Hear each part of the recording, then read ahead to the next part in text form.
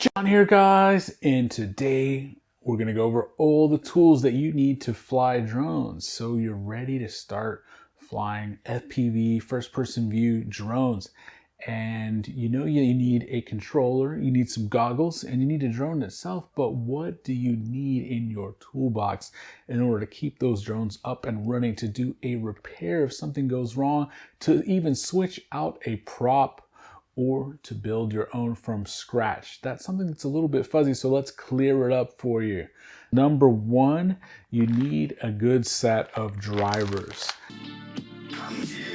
You can get some inexpensive drivers for about 10-12 bucks, and the sizes you're going to need are 1.5, 2.0, and 2.5 hex. Now, this is a set of premium drivers. I do recommend you invest in a set like this. This is like 40 bucks, where a cheaper set will be 10 bucks.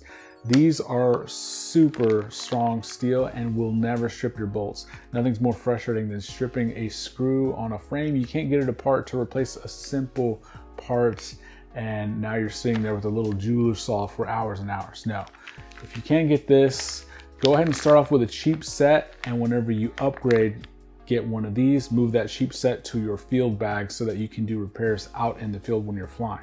Next up, you need a soldering iron. Now, you can get a $10, $20 cheapie on eBay that will work okay, but when you have the chance, I really recommend spending $40 to $50 on a TS100. This is a portable soldering iron. It's good enough that you can use on the bench to build every single quad that you build, and you can keep with you in the field. So if you are flying, you crash into a tree, one little motor wire comes loose, instead of having to go home, you can repair it in about 20 seconds in the field by hooking up a LiPo battery to this, and then boom, you're off and ready to go. This is my recommendation. You can also go all the way up and spend $100 or $200 on a Hacko or something like that, but in my experience for FPV, this does the job perfectly.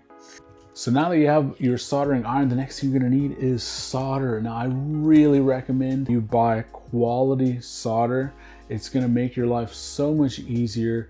The cheap stuff just doesn't melt right. The joints break apart. You wanna spend and get Kester's or MG Chemicals, and you wanna get 6337. That 6337 mix is gonna give you the perfect amount of lead, and it also has a rosin core if you get this Kester's variety. These little rolls will last you to build, 2 or 3 quads. They're about $5, $6 bucks, or you can spend 30 bucks and get this big roll. It will last you for like a million years.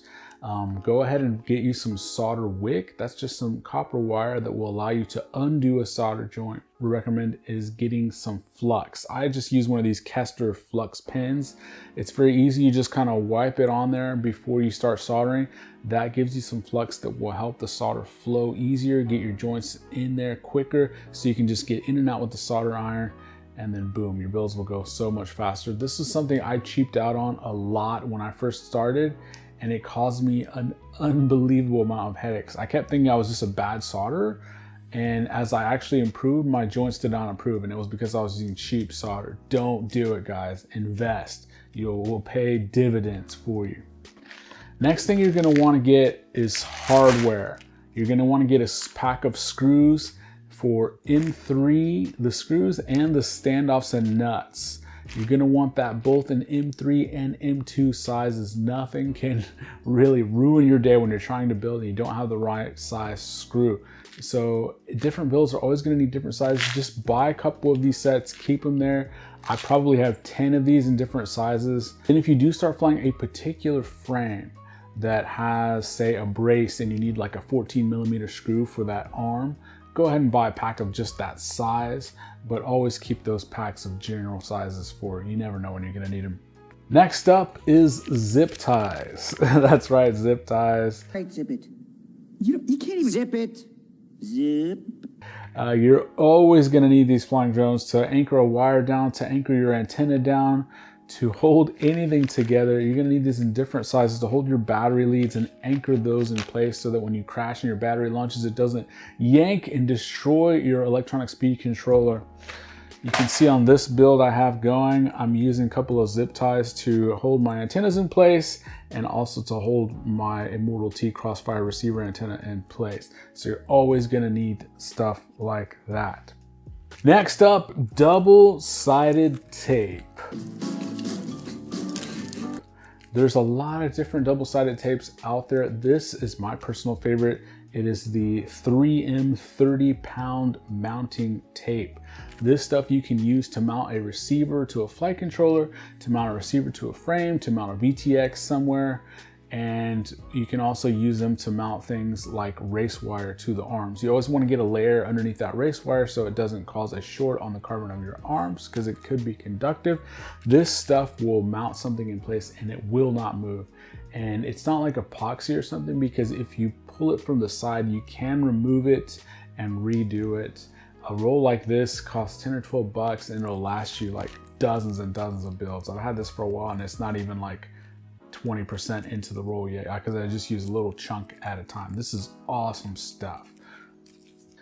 Next up is heat shrink. You're gonna want heat shrink in a few sizes. Some people like to heat shrink their arms under the motors. You're always gonna want to heat shrink your receiver so that nothing touches it. I personally also heat sink a lot of my video transmitters on the analog side. And of course, when you add a capacitor like this to help video noise and help you absorb any of those voltage spikes, you're gonna wanna not leave it like this. You're gonna wanna put some heat shrink on there. So get it in different sizes that you're gonna need. I carry this big size to be able to go over this specific use case, but I also use a lot of smaller heat shrinks for other tasks. So that's something you're always gonna want. And while you're at it, now you can melt this heat shrink with your soldering iron or with a lighter, but if you wanna get the cleanest, you're gonna wanna use the heat gun. You can buy one of those at Harbor Freight. With that 20% off coupon, it's like 11 bucks. So I keep one of those in the garage for making all of my heat shrink stuff look great.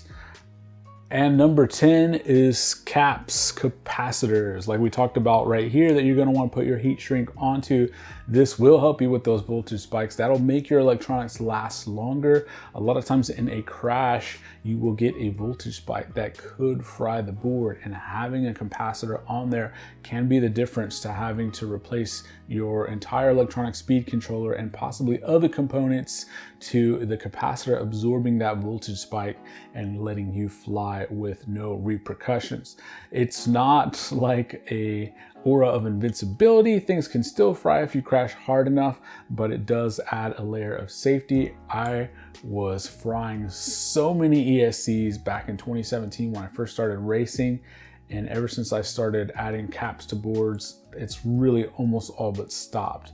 Now, part of that is because the ESCs have gotten better, but just on the safe side, these things cost like $1 and they come in different sizes. This is a small size that you might use for a micro, and then for a full size 6-inch, you're gonna use like a 1000 or a 680 35 microfarad capacitor. So those are the tools you need.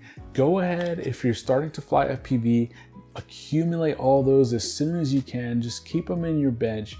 You never know when you're gonna need them, and it's gonna make your builds last longer. It's gonna make your building time easier. You wanna reduce the time that it takes to build. You wanna improve the quality of your builds so that all of that extra time that you're saving can go towards flying. That's what you really wanna do with this hobby.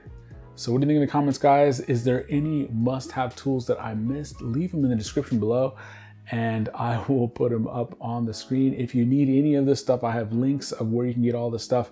If you click any of those links, it does help the channel and help me make these videos to help you guys. Thanks, guys.